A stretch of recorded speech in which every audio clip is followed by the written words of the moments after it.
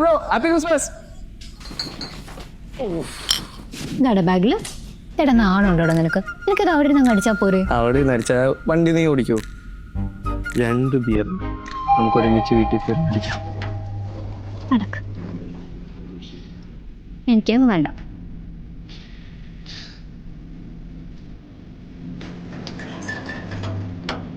കുട്ടി നൈസായിരുന്നു അല്ലേ? അരുമ്പഴോ ആയിരുന്നു ഇന്നത്തെ ഷെഫ്. ഇന്ദു ചേച്ചി നന്നായി കുക്ക് ചെയ്യും. അവരൊക്കെ ഓഫീസിൽ എടുത്തു വരാറുണ്ട്. കണ്ടുപടി. നീ കണ്ടുപടി. അരുമ്പഴോ ഉണ്ടാക്കുന്ന 10 ഡിഷില് ഏതെങ്കിലും ഒരെണ്ണം നിനക്ക് ഉണ്ടാക്കാൻ പറ്റും? കമ്മിങ് സൺഡേ ഉണ്ടാക്കുവോ? കമ്മിങ് സൺഡേ ഒരു ട്രിപ്പ് പോയാലോ? കുറെ ആയില്ലേ എവിടെയെങ്കിലും പോയിട്ട്.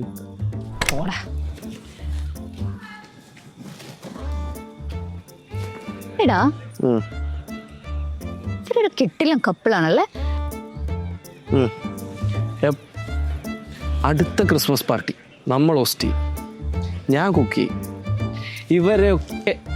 ഇവരെയൊക്കെ വിളിച്ചിട്ട് നമ്മുടെ സ്വന്തം വീട്ടിൽ വെച്ച്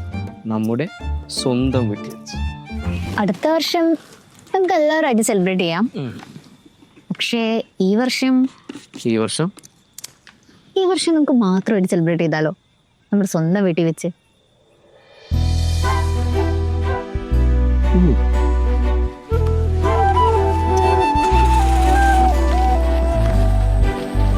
എടാ ചേച്ചിക്ക് ഹായ്.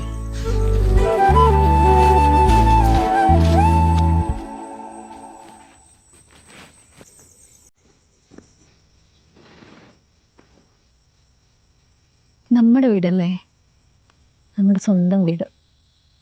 കരച്ചിൽ വരുന്നു. നല്ല കണ്ണീറും കിട്ടുന്നുണ്ട്.